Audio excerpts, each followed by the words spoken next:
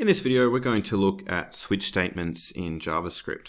Switch statements are used when we want a program to perform different actions or blocks of code based on different conditions. They're similar to if statements. If we were to use if statements, we could check different conditions and then run blocks of code based on those different conditions. But switch statements can often be neater when we're working with many conditions. So it's just another option that we can use when we want to perform different actions based on different conditions. All right, in this example, what we're going to do is I'm going to create a variable called month, and it's going to store a number, which is going to be the number of the month. And then what I want to do is be able to check what the number is of the month and then display the actual word of the month. So for example, if month is equal to 1, we'll display January. If month is equal to 2, then we'll display February, and so on. So we could just write this as an if statement. We could say if month is equal to 1, then console.log January. Oops. And then we could have a bunch of else ifs as well that check all the other months. We could say else if month is equal to 2, console.log February, and so on. So we could have an if statement and then a bunch of else ifs that check all these different numbers from 1 to 12 and display the corresponding month, or the name of the month. All right, but we can also do this as a switch statement. All right, so to construct a switch statement, we start off by writing switch, and then in parentheses, we put in the expression. So what we want to do is check the month. All right, so in the switch statement, in parentheses, we'll put in the variable that we're checking, which is month. And then in curly brackets, we're going to specify all the different cases this could be. So we can check if it's 1, if it's 2, if it's 3, and so on. All right, so we say case 1.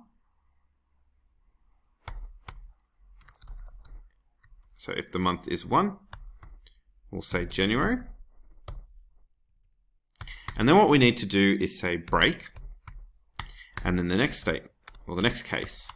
So if it's 2, we'll say February. Oops, and then we've got to remember to say break. If we don't say break, then the rest of the cases will actually run as well. So what we want to do is we list the case, then the blocks of code that we want to run, or the actions that we want performed. And then at the end of that case, we say break, and then we can list the next case. All right, so break will, at the end of each case, will stop the program from running through all of the different conditions once we've found a match. Okay, so then we could go on and we can keep adding more cases. So for 3, it's going to be March, add a break, and so on.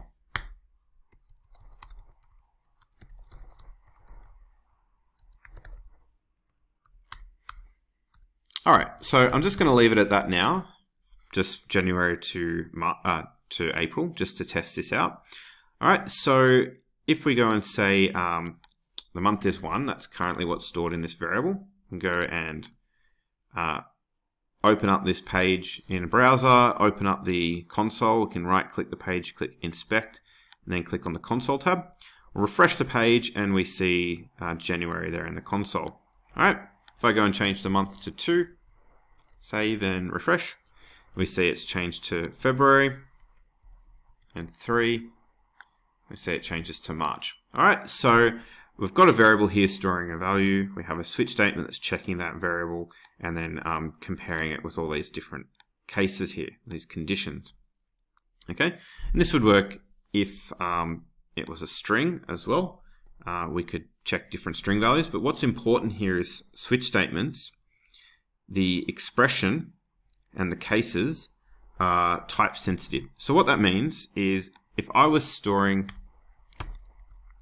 the month as a string value instead of an integer, so if I put the 1 inside quotation marks and it's stored as a string, but then I compare it with an integer, well, it's not actually going to work. So if I save that and refresh, we don't see any match there. We don't see it saying January.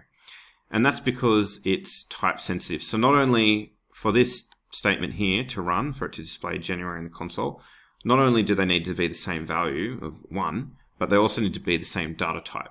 they need to both be either a string or they need to both be an integer. If I change this to a string as well, so they're both strings, then we see January, because not only is the month 1, in this case here is 1, but they're both strings. So that's just one thing to remember, is that it is type sensitive. Okay, the other thing is if I put in a month that's not listed, 5, okay, of course we're not going to see anything because we haven't specified a case for 5. It doesn't say May because we haven't said case 5 and then to console log May. Just notice there's actually a typo here for case 4. That should be a period, not a comma. So for any other month that's not listed here in a case, we can add what's called a default. And this is kind of like an else statement if we were using if statements. So if none of these conditions are met, then we can specify a default, and we could say something like, that's another month.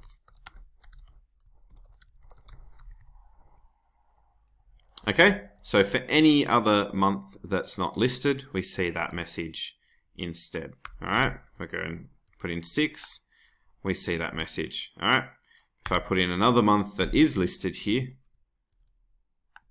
then we see that particular month. All right, so we can specify a number of different cases and then a default which will run or execute if no case here has been met. All right, so that's basically how to construct a switch statement in JavaScript. So it's used to perform different actions based on different conditions, similar to if statements, but it can look a little bit neater, the structure of it, when you're working with many conditions. That's it for this video. Thanks for watching.